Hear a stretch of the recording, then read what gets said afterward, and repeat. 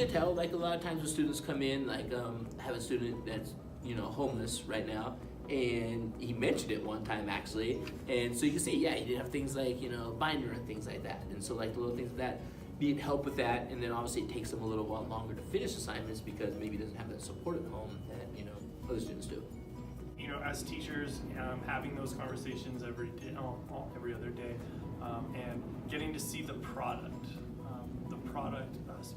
One of the benefits of being an English teacher here is we ask them to be very open, and so some students are very open, and so we get that benefit. But just having conversations with them, seeing what they're turning in, what they're not turning in, and trying to figure out why.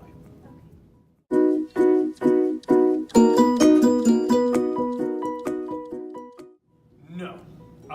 Well, not actually like going to someone's house or visiting them outside the schoolroom, but intervening by letting them know that they have someone they can trust here. I've had students open up and let me know that they don't like being at home at all, so being here is much better. And even though they might not be a student, they're a lot more comfortable here than when they're at home. No.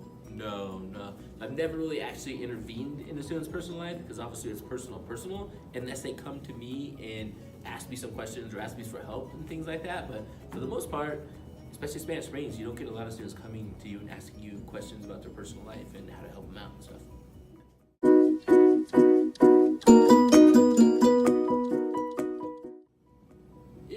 I don't think you could see like an immediate like behavior difference in most of them. It's not like, social emotional learning, like things going on at home and stuff like that, so it could be different day to day, but I don't think it's something that you could see in class, like total behavior, like you could pick it up right away. Sometimes it's just over the course of a couple of weeks you can see them slowing down with the work or not doing the work and things like that. They're more reserved. They, not just in a shy way, just their body language lets you know that they kind of don't want to be here, they don't want to be bothered, that kind of stuff. Yeah, okay.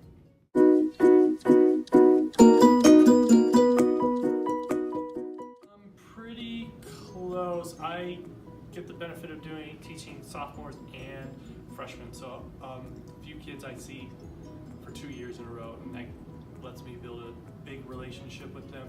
And then a few years ago we had a program called School Within a School, and it's for these type of students that we're talking about today, and it was a small class size, like 8 to 10 kids. So an hour and a half with that many kids, being able to do one-on-one and knowing what's going on, not only in school but outside of school, really builds some great relationships. And it's hard, like the kids that have severe emotional learning, they need that. They're more withdrawn, so it's harder to forget a relationship with those kids. A lot of times they don't even talk. Like I had a girl in class, I was just trying to talk to her, and she just looked at me with a blank stare and wouldn't even talk. And so for me, it's obviously a lot harder to form relationships, especially when those issues are greater than the other kids, because a lot of times they don't want to talk or they're more withdrawn. So maybe counselors, they can get them open up more. But yeah, definitely those kids are harder to kind of talk to.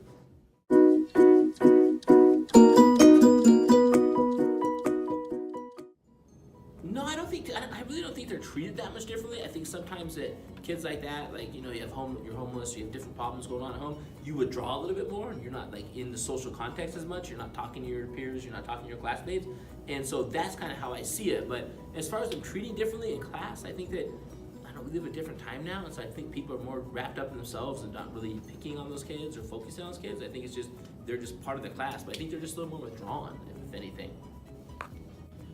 In my experience, I don't think anything out of the ordinary, like boys tease boys tease girls to get attention, that kind of stuff. I don't think any of it is very malicious that I've seen, unless someone is really far on the spectrum of what we would consider an outsider.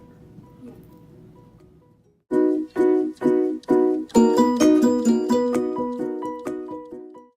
Oh, absolutely. Being an English teacher, we read books that aren't always comfortable. There's a book, Speak, we talk about, that is about, a girl is, she goes to a party and unfortunately she gets mistreated by a boy. And so I let students know, hey, if you have experience with sexual violence and stuff like that, just let me know, because I don't want anyone to be comfortable, but I want them to be exposed to things that happen outside.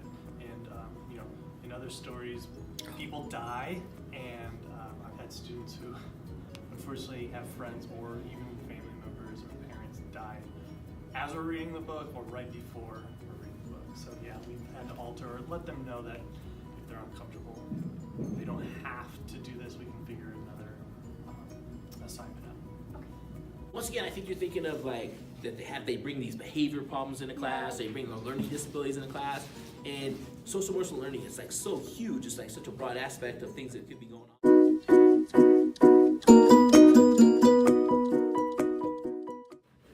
Yeah, of course they pace themselves a little differently because the SEO, you factor that in. It's like sometimes they'll take more time, they might need more support. But I don't know if they pace themselves. I think the class sets a pace, and then you have to like give some kind of accommodation for them to like catch up or finish the assignment. They pace themselves. They tend to be distracted, or schoolwork isn't the main focus, so the pacing is a little slower. Given enough time, many of them will complete it, but it takes a little prodding or having conversations and getting to know them to get them to buy in. Yeah, okay.